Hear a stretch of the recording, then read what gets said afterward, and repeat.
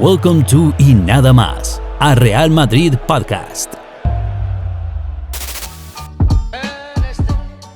All right, hello everybody, and welcome again to Y Nada Más, a Real Madrid Podcast.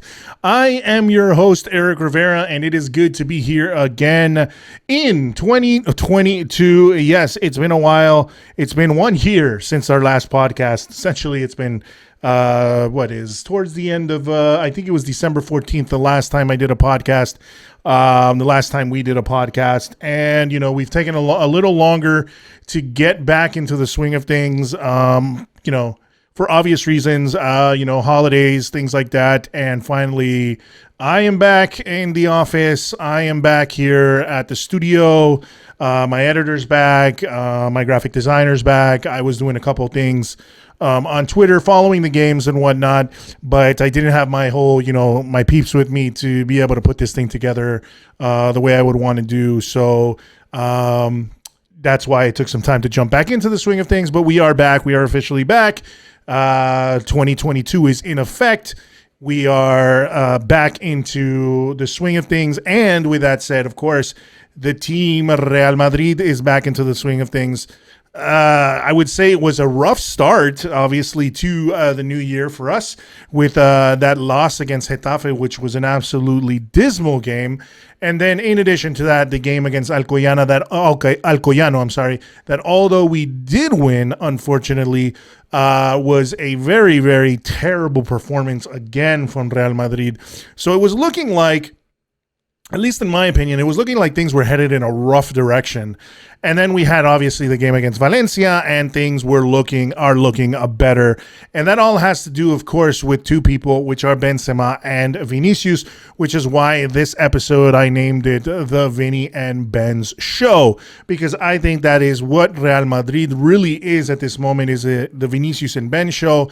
And especially we could see the difference that Vincius made, the difference that it made not having him on the pitch for those first two games of the season since he was out due to COVID. So, a lot of things to talk about, I guess. I don't want to get too much into those two games, of course, that have already passed. I mean, at this point, they're in the past. But a good thing to sort of start talking about, I guess, about different things that we can kind of see are going to happen. Hopefully, things are starting to look up now and get back into the swing of things in a correct manner.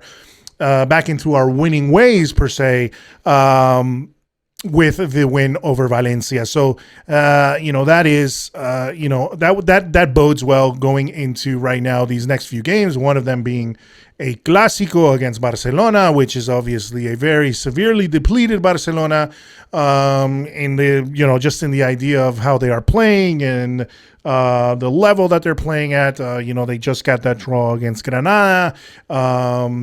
And I mean, they're a very young, inexperienced team at this point. And I think Real Madrid should, do what they need to do against them. But Barcelona is a team you never can take lightly, because they always head into these games against Real Madrid looking to, of course, cause us harm. So they always look in there, not physically, of course, but causes harm, of course, in, trying to eliminate us, trying to score, trying to win, trying to beat us. And usually that is an extra motivator for them because of the fact that they are, of course, always going to be, the eternos segundones, which is, they're always going to be the eternal second place, the second best team in Spain. That will always be that way. So it's always going to be a chip on their shoulder. So that is going to be what the next game is. And then we have, of course, in Copa del Rey, we have Elche. And I think we have Elche on two separate occasions. I would have to look into that. But I know that those are the games that are coming up for Real Madrid. So with that said, guys, we are officially back. Once again, like I said, 2022 podcast will be, of course, every weekend. And with that said, we are right now, if you are watching, this is the YouTube version of the podcast. If you are listening, of course, you are listening to the audio version of the podcast. If you didn't know, we have a video version of the podcast. You can head over to YouTube, search Y Nada Más, and that way you can check out the video version of this podcast. If you are listening, please head over to YouTube and give us a like, give us a subscribe. You can check out, like I said, you can check out a video version of the podcast, which, you can put a face to the voice. Might not be the prettiest face you've ever seen, but there you go. You can put a face to the voice. So you can do that. And then also, in addition, help us at this point, we're trying to get to just the 100 subscribers so I can get that vanity URL in order for it to be, youtube.com/YNM Podcast and not this crazy, string of numbers that I currently have. So if you can help us with that, that would be great. Just hit the subscribe button. If you want to get notified of all of our upcoming podcasts, just hit the notification button. And you can do that there. And as well, guys, you can also check us out, of course, on Twitter, which is where I am most active during, game days. That's where I'm kind of most talking about the game as things are going on. So you can check us out on Twitter at YNM Podcast. You can check us out on Facebook at YNM Podcast.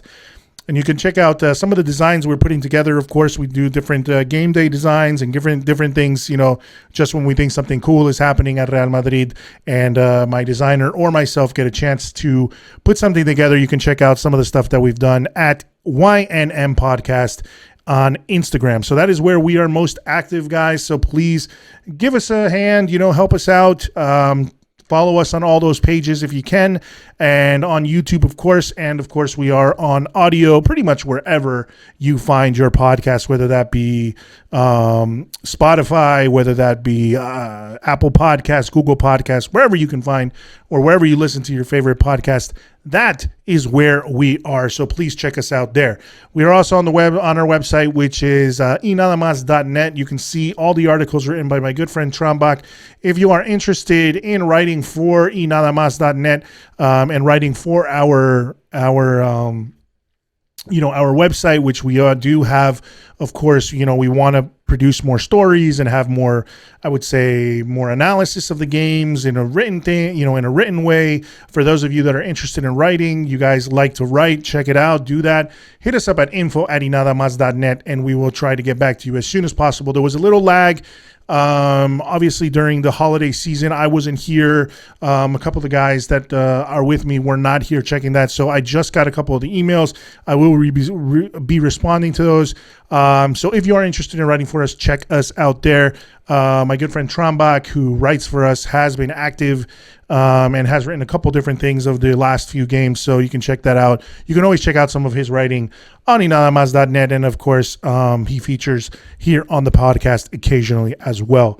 So that is all the social media stuff I have to say for now. But anyway, let's go into, of course, what was I would say the start of the second half of the season or the start of the new year for Real Madrid. Once again, absolutely dismal game against Getafe. It just seemed like a game where everything was just going wrong.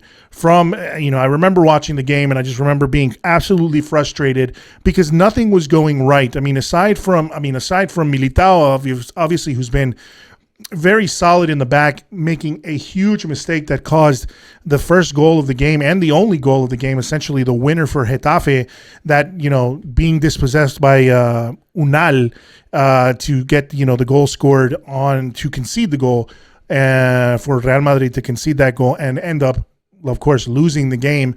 That was just, those things happen in football. Unfortunately, they shouldn't be happening to a team like Real Madrid, but it doesn't matter what kind of professional you are. I think at any point in the season, at any point in any game, you can make a grave mistake and it will cost you. And it can either cost you the game or it can cost you to get scored on. And then the idea is, well, it happened so early in the game that we should have been able to come back to it. But Getafe's defense was on point. But in addition to that, I think it was one of those games. There are some of those games in the season, unfortunately, where it's almost like Murphy's Law, which is where if anything can go wrong, it will go wrong. And essentially, we always say that if there's one person who's having a bad game, well, there are other players that can pick up the slack and, kind of make up for that one person that's having a bad game. But the problem is sometimes there is just how would I say, is it a confluence? There's just a confluence of errors, just like all the errors happening in one spot, a lot of things happening where the team just does not seem like they are awake, like they are just recovering from essentially a partying during the during the holiday season, and they come back and they all looked like they were absolutely asleep. And I mean, I've never seen a game where everybody seemed off, like whether it was Karim Benzema, who looked completely off. His passes were going awry. He didn't seem to be able to link up with anybody. Rodrigo was not playing well. Rodrigo was not playing well there on the left flank. Asensio was absolutely just disappearing, which is crazy to me because he's had, if I would say, I've been hard on Asensio, and I think a lot of us have been hard on Asensio as Madridistas, but he's had some pretty good games this season, more so than he had, let's say, last season. And of course, after his injury, but he's been sort of this sporadic guy who has, these really has phenomenal games and then disappears for a couple of games and then has another phenomenal game. So it's kind of like it's this almost like dragging, sort of tug of war effect with Asensio as of late, where it's when you think you've given up on him, he gives you, when everyone feels like giving up on Asensio, and I think he feels like everyone's giving up on him, even with Ancelotti, then all of a sudden he puts in a great performance, and it's like everyone can remember what he was able to do. And so we kind of give him a clean slate in a way. And then, he goes and disappears again, and then everyone just is like, Asensio's doing it again, and then he'll appear and do it again. He'll appear and have another good game. So that is kind of the strange thing with Asensio, but this one game against Getafe was another one of those games where he just absolutely disappeared again on the right flank. And, with Rodrigo not performing well on the left, and in this game actually starting on the left because Vincius was out due to COVID. And, the funny thing is, hey guys, I live in Miami. In Miami, I think we went up like 1,000% in cases. Like, Florida is just the Wild West. Think of it like wherever you guys are in the world, if you're in Europe, if you're in India, wherever you guys are wherever you are listening to us from. Let me tell you one thing. I mean, the United States is the craziest thing when it comes to COVID. Like, people give zero fucks here, and it stands to reason why, like, there is a lot of COVID in the United States of America. And especially Florida, which has, people don't care here. People have never cared in Florida. People don't care about Florida. Is just the Wild West as it is. In the United States, it is by far, I think, the craziest state, because there is always a story of some people doing some random crazy things here in the United States. Here in Florida. Whether that's, sometimes it's a crazy murder or something like that, but they, go crazy and eat somebody, or they get angry at somebody at a McDonald's for not delivering their chicken nuggets correctly, and they throw an alligator through the drive-through window. That's the kind of stories that you hear in Florida. It's an insane state. And, chalk it up to the fact that I think, there's a lot of partying, there's a lot of sun, there's a lot of beautiful women, there's a lot of, fun stuff to do in Florida. It's near the beach, and nobody wants to, isolate or be away from other people because it's a party capital. And essentially we have a governor who believes that that's the right way to do things. So everything is open. Nobody cares about COVID or wearing a mask or 6 feet or whatever, or vaccinating. I mean, it's just wherever you stand on the spectrum of, whether you're a person that believes in isolating completely or believes in going out and doing whatever the hell you want, there's something for everybody here in this state. So Vinicius coming here to Florida and going to a Miami Heat game, as we saw, and then getting COVID was absolutely no surprise. But it was a detriment, unfortunately, to Real Madrid because of course, him catching COVID really, Rodrigo is more, Rodrigo, started his career more so as a left winger than he was a right winger. He's just become a right winger at Real Madrid because there's a lot of competition. There's a lot of competition, of course, with that left wing, having Hazard and having Vinicius, and especially with the season that Vinicius is having. So we have Rodrigo playing on the left and Asensio playing on the right in this game against Getafe. Them not working, them not having good games. Benzema was not having a good game. Kroos, which was a surprising thing, missing, crazy, which was missing passes and, There was one pass that went so crazy. I don't know. No, actually, I think it was a free kick that went so incredibly awry that I've never seen that from Kroos before. But it just goes to show you that these guys, as professional as they may be, and as much practice as they may have, and as much as they might be among the best players in the world, will have games that we call, that are just absolute stinkers. And this game was one of those games that was a stinker all the way around. I mean, I don't think there was anybody salvageable. I mean, I think Lucas Vázquez was actually a pretty good player for Real Madrid that game. I think Militao, despite his mistake, did a good job, which goes to show you, I mean, he really did try to put himself back in the game.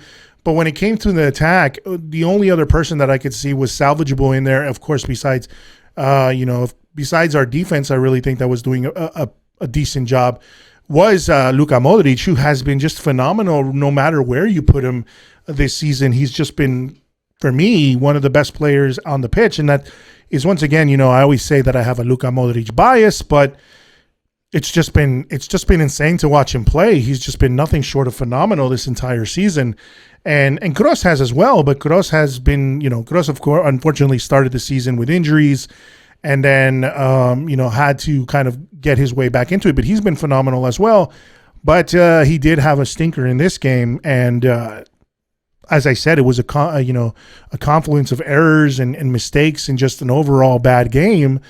And that cost us the win. It cost us 3 points, which was a very hurtful thing, and because of the fact that Sevilla won their game, and Sevilla's actually, all jokes aside, Sevilla isn't a team I've ever really disliked, to be honest with you. Sevilla's a team that I've kind of always been okay with. I think the only reason I dislike them now is because I dislike Cristobal Soria from Chiringuito so much, and he's a Sevilla fan. Not really. I don't think he's really that much of a Sevilla fan anymore. He's more of a Barcelona fan. Because he definitely simps more for Barcelona than he's ever been a fan of Sevilla. Or his hatred for Real Madrid just takes over everything. But either way, that's the only reason I want to see Sevilla lose now. It's not because I even dislike them as a team as much. But there you go.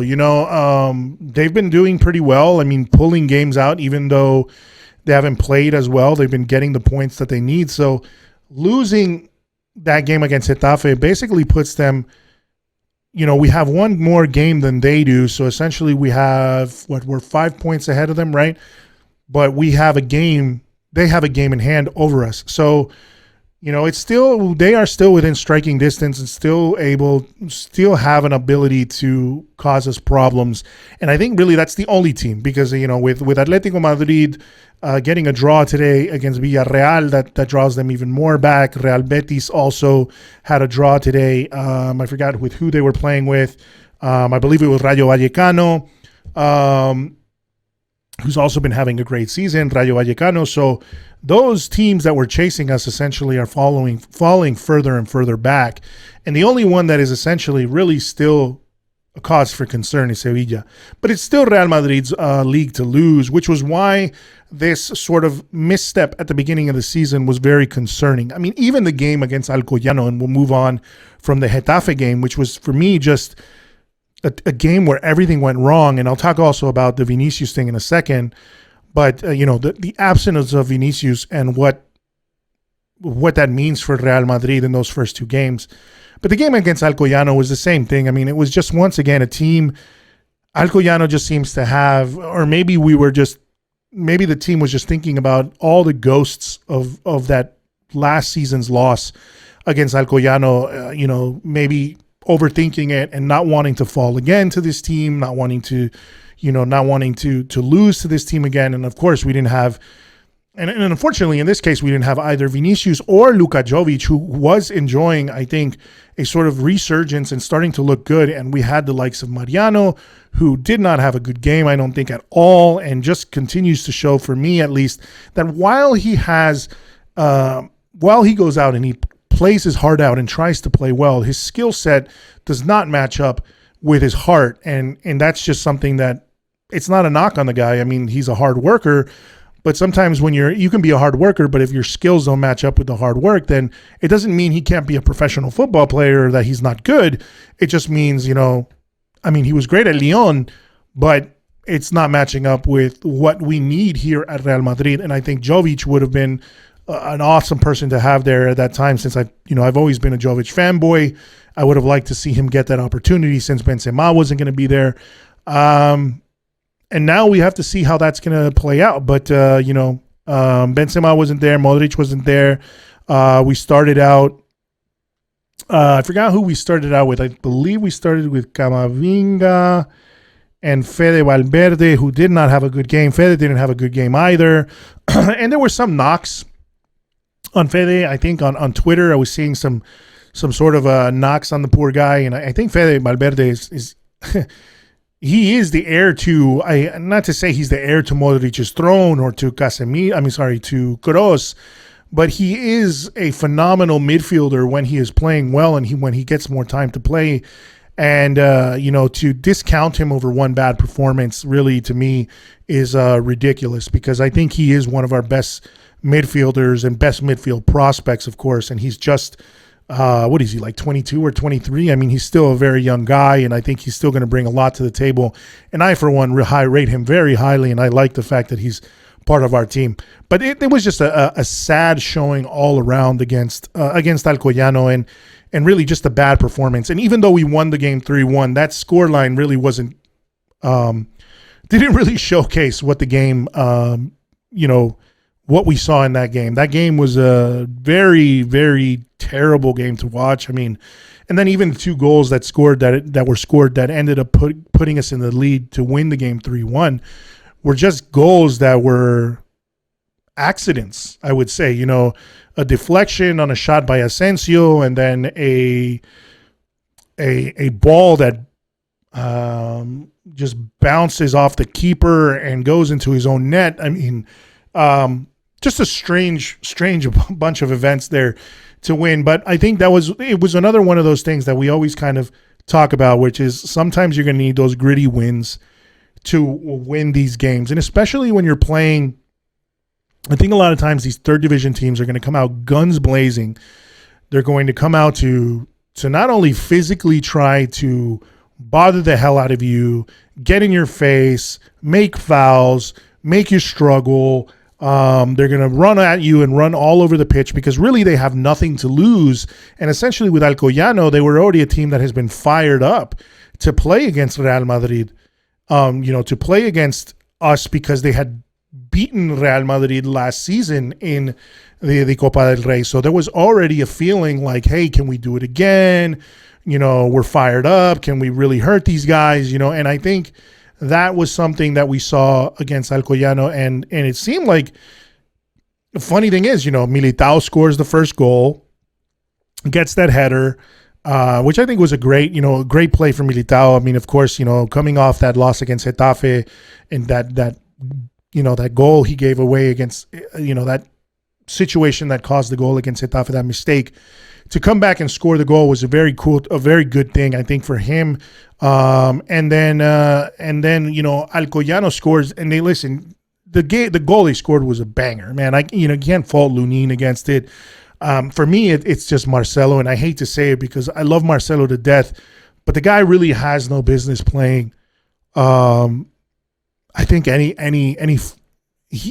he's on the offense, he has the ability, and you could see the skill set he has with his feet and with the ball on the left flank in order to add to our attack. But he is such a liability in defense, because he's no longer defensively he's never been a great defender, but we're talking about like he just doesn't come back on defense. It's just lazy. It's just slow.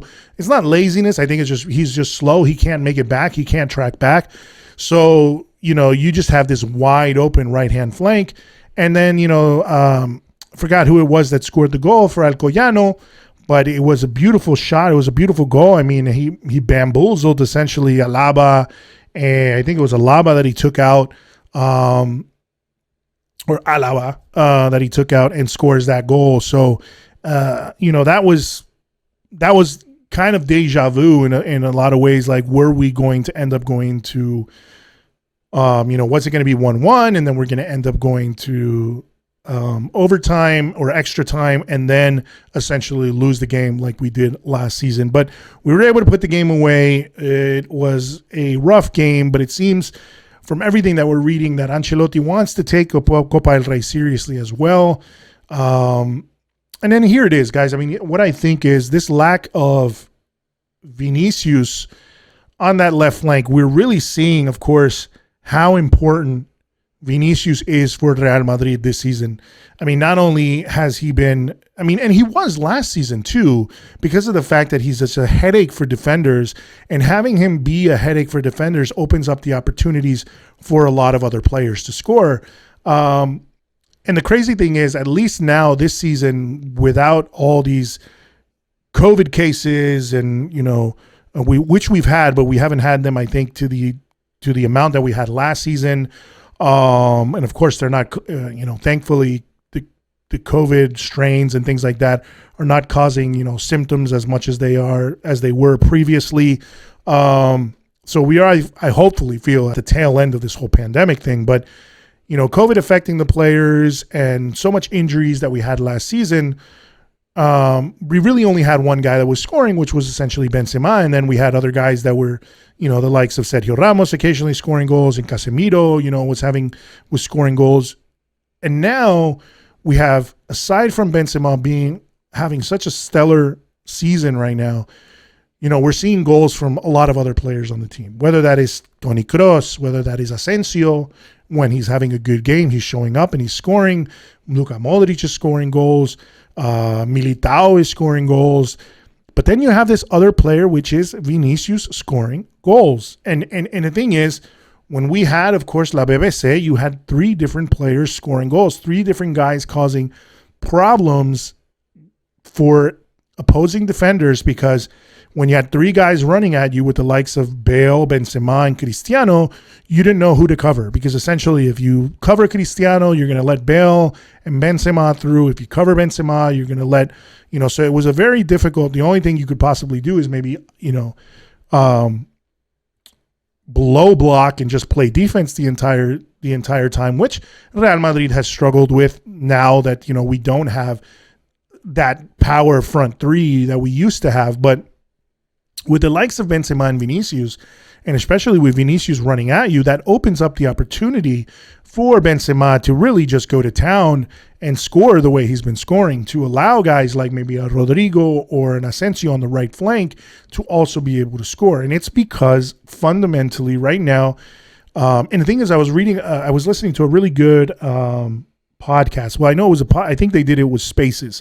So Managing Madrid, they did a good Spaces. So it was Kian, Sobani, and Arvind. And I think, he talked about it a lot. There's they were really talking about the whole Vincius and Ferland Mendy, basically on the left flank.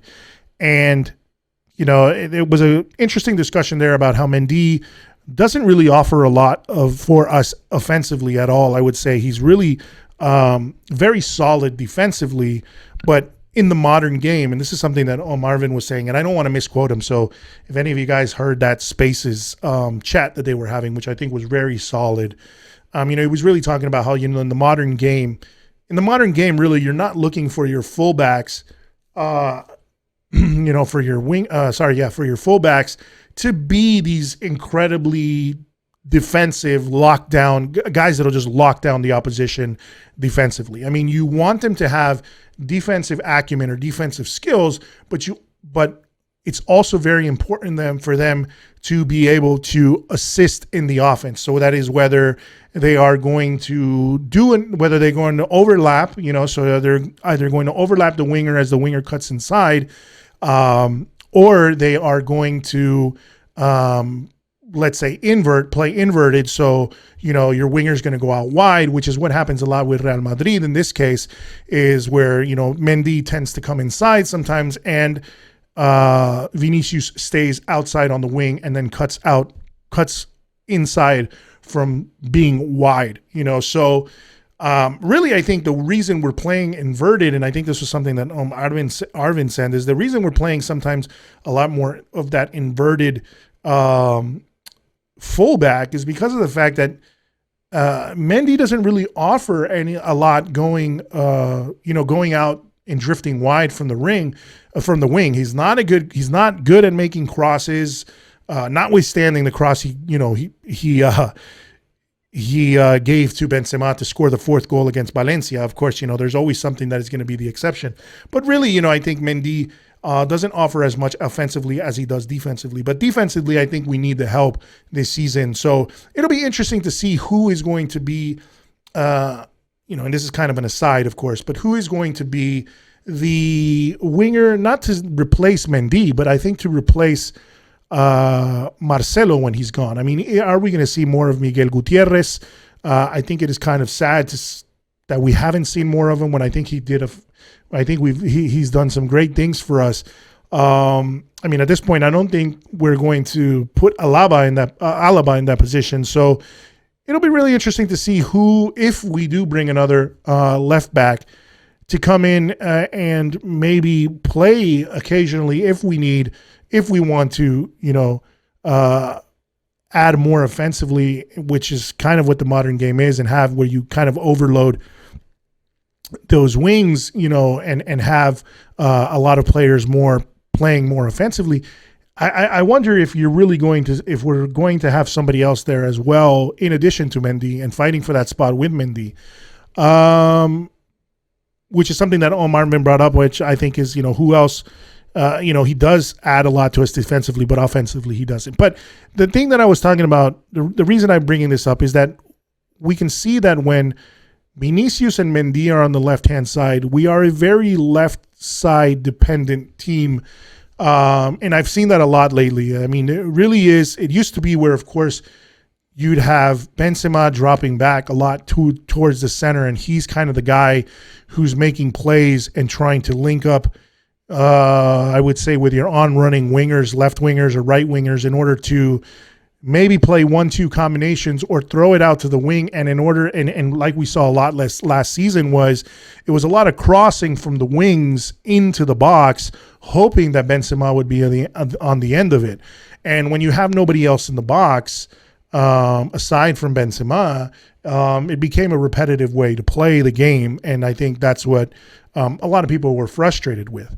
Now you have another threat, because even if Mendy does stay out wide and Vincius cuts inside, you have another threat, which is essentially Vincius now has having such a season and being so, I think has, whether he's making passes, making plays on the wing, or linking up with Benzema, he is such a threat on that left-hand side that, it's causing other teams to always, I would say, cover him and try to bring more people to cover him, because they're so afraid of what he can bring to the game.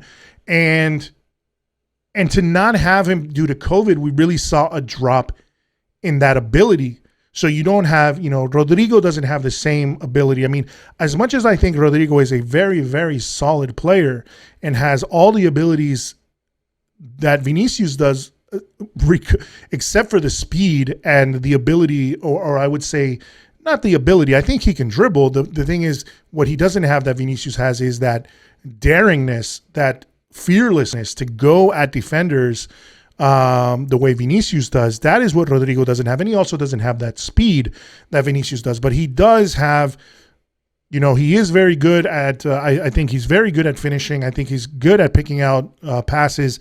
I think Rodrigo is a solid player. But the one thing we saw that was missing were defenders, in these two games with Getafe and Alcoyano. Were they afraid? Was there somebody causing that constant barrage of fear, of runs, of attacks, of just constantly coming at them and making them, driving them crazy on the left flank?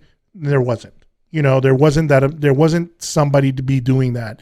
And so that left us without, and I think that's a problem, a little bit of a problem, because somebody talked about it with Ancelotti the other day in the press conference, is, do we have a Vincius dependency? Do we have a Vincius dependencia, Vini dependencia?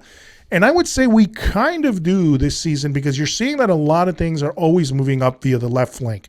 So it's always coming up via the left flank. It's going through Mendy. It's going through the left flank. And it's obviously going to Vincius, trying to play balls over the defenders in order to get Vinicius' speed and have him catch the end of the ball, and then either cut inside to make a play with Benzema, cut inside to score himself, or to make a pass or a cross to, the other winger at the second post, at the far post, whatever. You have these different options that Vinicius gives you.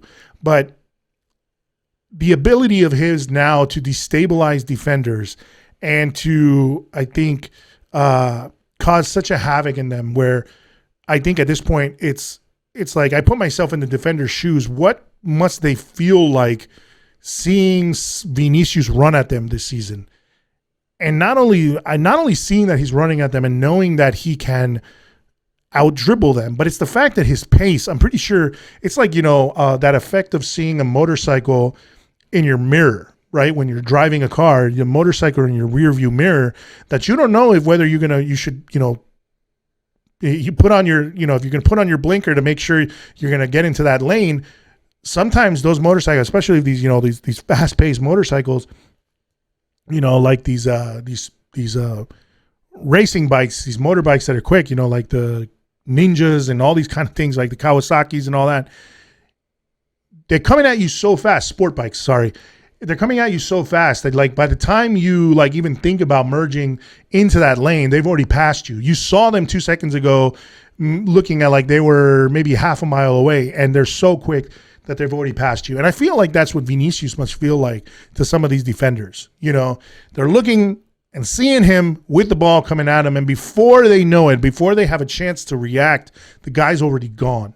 And that's something that I think is a huge asset to Real Madrid right now, is essentially you have that guy. So you're having that ability to really just, scare the crap out of defenders and make them work and make them have something on their mind, while Benzema and your Asensio and, let's say, Modric, if he's, trying to, go into the box, while Toni Kroos and Casemiro are further back, you have these guys, sort of moving into that position to, or even, as Vinicius takes the ball up, you have all these other options where it's maybe Toni Kroos to take a shot outside the box, Vinicius to dribble into the box and take a shot on goal, Benzema to take a shot on goal, Asensio or Rodrigo at the far post to take a shot on goal, Casemiro, going into the box, running into the box to be that extra attacking player.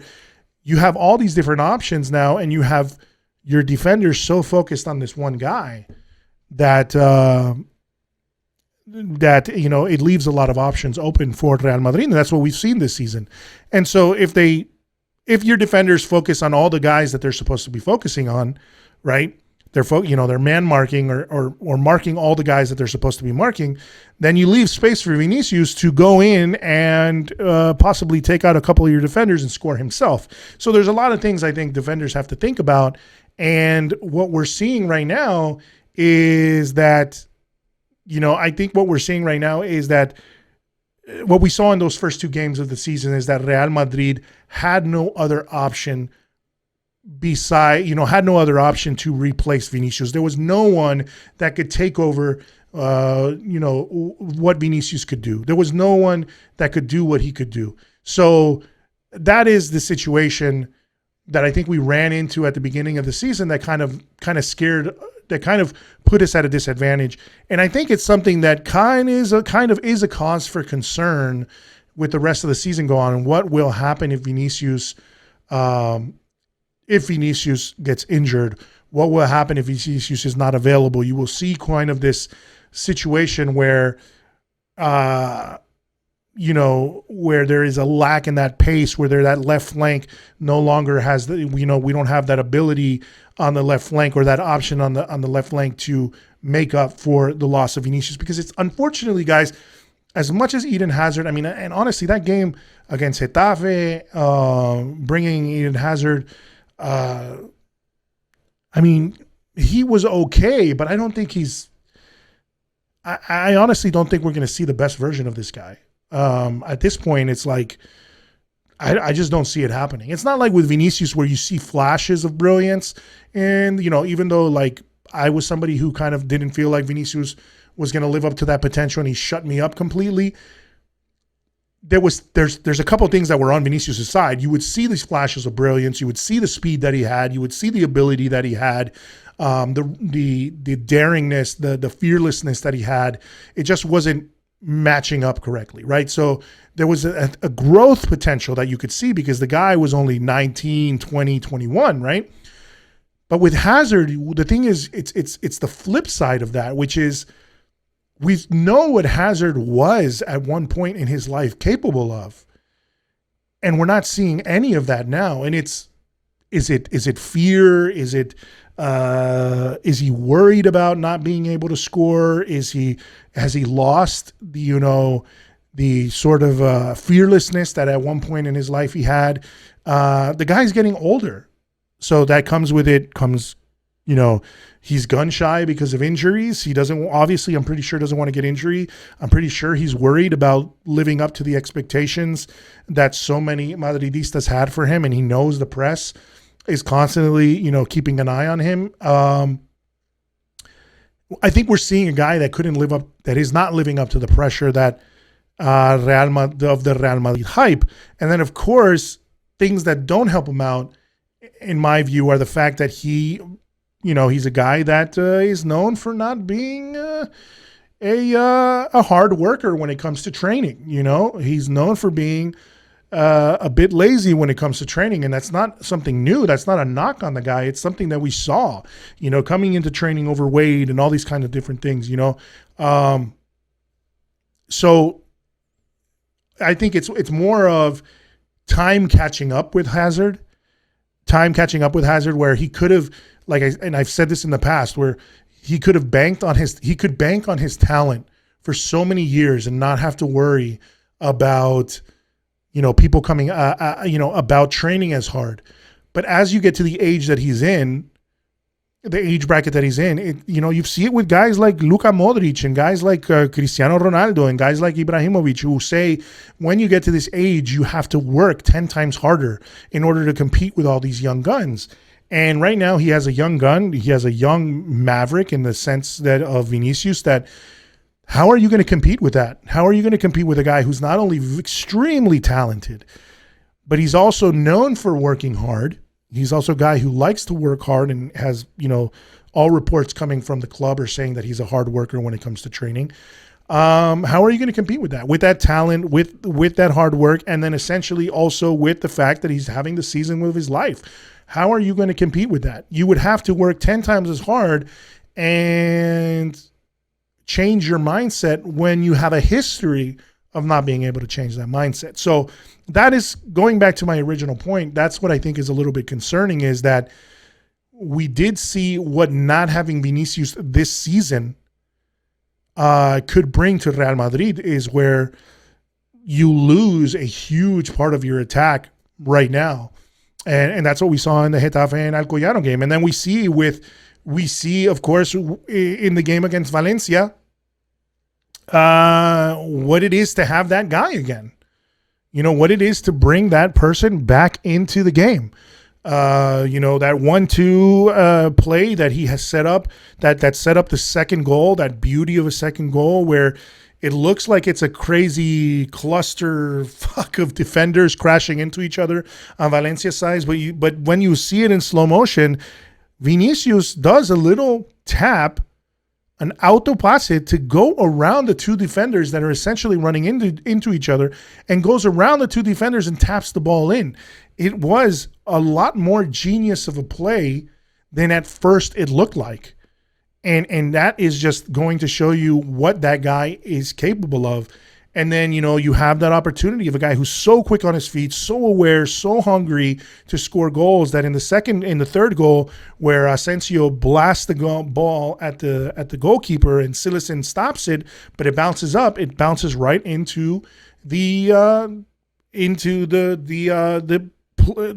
bounces right into an on-running Vinicius, who heads the ball into the net.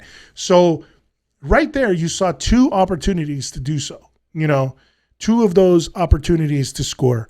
And and then Benzema, of course, when he's having his days, which he's had a phenomenal season. So we could see that Getafe's that game where he had an off day with Getafe, could it possibly be because he was so used to playing with Vincius now and having that guy being his the guy he associates with when he's playing up front, to not have that player, to not have that person helping him out with that speed, with those passes, with that ability on the left flank, to not have it during Getafe left him sort of having to play that role where he has to drop back and try to play and play make and do all those things that we know Karim Benzema is also capable of doing. But he had to do it essentially by himself, and with two wingers at this point, which is kind of what happened last season, two wingers that were not capable of scoring and putting away chances by themselves, Asensio, Rodrigo, which were not playing a good game against Getafe.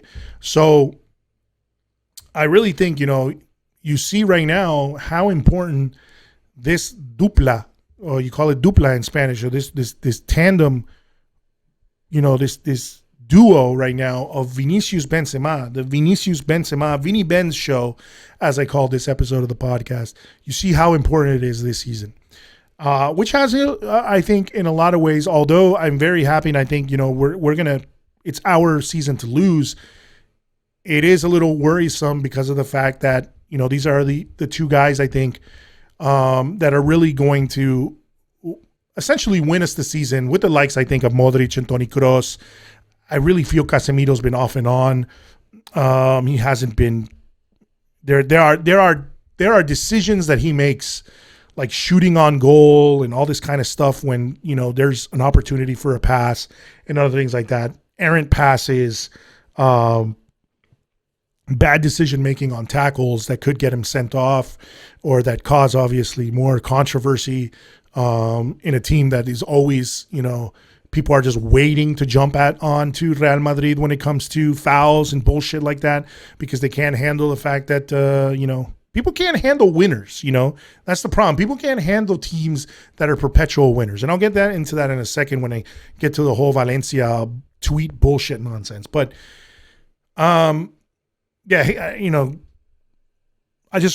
Casemiro hasn't been somebody like that I've felt has been at his absolute best. But at the same time, he's a guy who plays just an insane amount of minutes, because there's nobody who can really replace that position at the moment. It's not Camavinga, it's not Valverde. I think Blanco is great, and I think he's shown really some really good things in the times that we've seen him play, that I wish we could play more of him.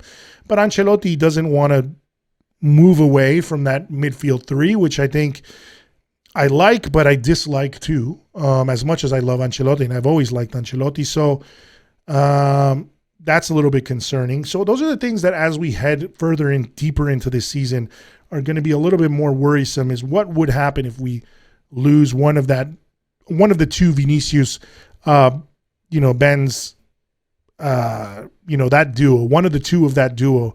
We've already seen what happens when we don't have Vincius. Our attack becomes similar to what it was last season, where your really only option to score goals is Karim Benzema. And so I think that's, and then you have, like I said, speaking of what Omar said about, from Managing Madrid said about Ferland Mendy, is you have a left back that isn't going to offer you much offensively. Then, you have Lucas Vázquez, which I've crapped on in the past. And yes, he's not a right back, and he can play as a right back, but he's not a right back. He can play as a right winger, but he's not, he's more of your squad player that can come in as a sub. But at this point, on our right wing, I think that's really why the idea of having somebody like Mbappe come in, all of those kind of things, having those guys come in and add to the attack, and Haaland, of course, to replace, to be an eventual replacement for Benzema, like those type of people, is we're trying to get that scary front three that nobody wants to deal with, that is going to be so difficult to deal with, because no matter who you're covering, you're leaving one of them open that is going to finish and crush you. And then aside from that, you're going to have a midfield that is strong, and you're going to have a defense right now that really honestly, aside from the fact that Militao made that one mistake against Getafe, I think he's been incredibly solid, and I don't want to hate on the guy. And I think Alaba is also good. I like them both. To be honest with you, I'm very happy with having both of them. That we need another center back, I definitely think we do need another center back. I think, the idea of Rudiger coming, I'm not a big Rudiger fan. Not so much because he's not a good defender. He's a phenomenal defender, but I think he's like a loose cannon. He's just a wild dude. You've seen that shit that he's done. Like he bites people and he gets in people's faces. I don't know. He just seems like an odd guy. I'd much rather have a Koundé. I'd much rather have, I don't know, man. But you have Pau Torres. You have other guys there that could be really solid, in that position. But we need somebody to be, aside from having just Alaba and Militao and of course Nacho. You need somebody else there that is like a solid defender. So you have somebody like Rudiger, like Koundé, like Delite, like somebody else there that can be one of those defenders that could either start if one of these guys is not available, or start because they're just as talented as either Militao or Alaba, or even more so talented than either one of those two. But you need those backups. You need to have that ability, and that's something that we don't have right now. I really feel like if one of those two guys is out, then you have to rely on Nacho, who I also think is solid, so I don't want to shit on him. He's done so much for the club, and he never complains. That is a solid thing that you want to have in a club, but he's a squad player. But you want to have another, high-level defender there that can also deputize the other two main guys. And I think we need that. So that's one of the things I've seen a lot on Twitter, and I also agree with. And as much as as much as I'm not a big fan of Rudiger, he would be an amazing addition to have because he is a very solid defender.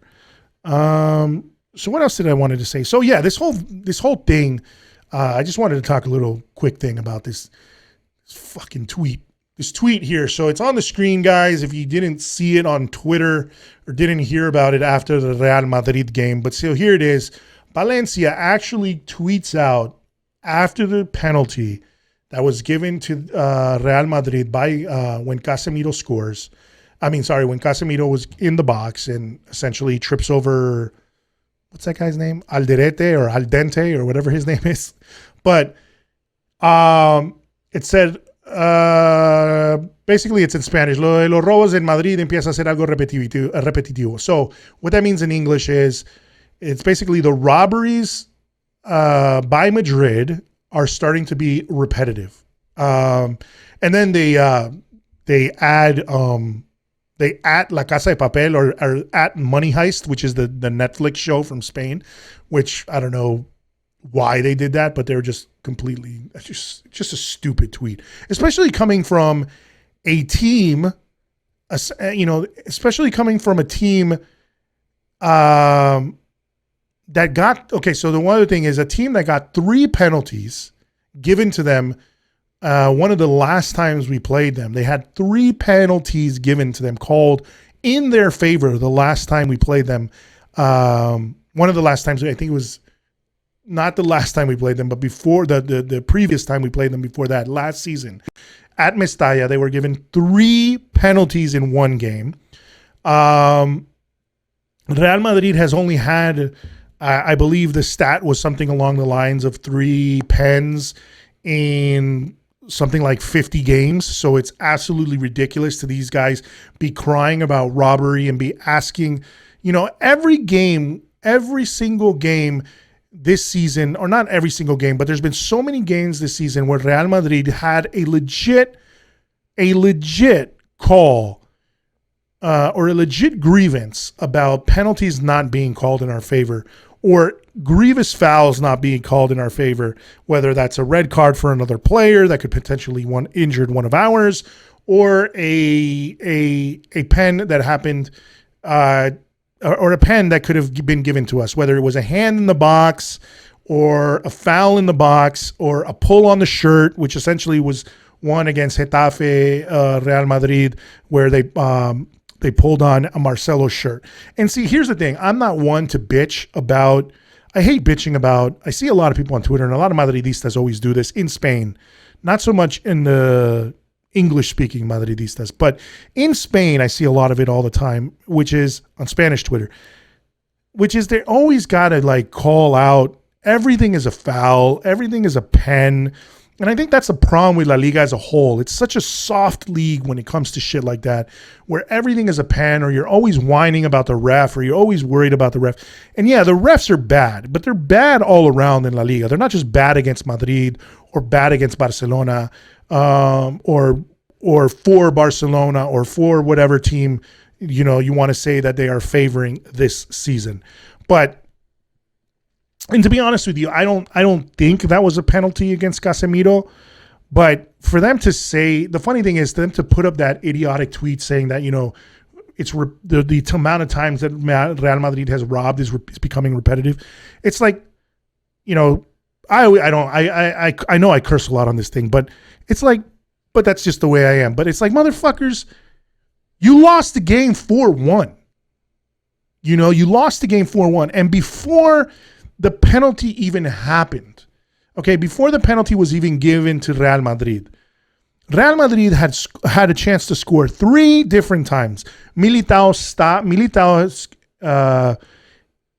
got a header that Silicen stopped. Marco Asensio, made a shot on goal that Silicen stopped. Was a tough shot that ended up going out to a corner kick. And then Luka Modric hit the post. It wasn't like they were dominating the game. And then Hernandez, who is a guy, by the way, who is known to be a Barcelona fan, who is known to we have seen him call games against us in the past, and things against us in the past, seems to always have a bias against Real Madrid. And I've seen this fucking guy all the time. But for them to say that, and in a game that they lost 4-1. It was a dubious penalty call, but the problem is in La Liga is that all of them are dubious penalty calls. I think a lot of them, some are clear, but there is a lot of dubious penalty calling in La Liga. There is a lot of penalties not given in La Liga. There is a lot of times where VAR seems like it should come into play and it doesn't come into play. It's like they do whatever the hell they want. La Liga is, when it comes to reffing, I was talking about Florida being the crazy Wild West. La Liga seems to be the Florida of VAR in Europe. It's like they do whatever the hell they want with VAR, I watch the Premier League, and I honestly think the Premier League does a better job of, and as controversial as some of those things may seem, you're always going to have a bias if those calls go against the team that you root for, right? But I always try to look at a game. It's just the way I've always looked at sports, is like, I want to win fair. So, if it's an unfair, like while I say, it shouldn't have been a penalty for Casemiro, let's say. But at the end of the day, you still lost the game 4-1 because the team was not playing well. Valencia did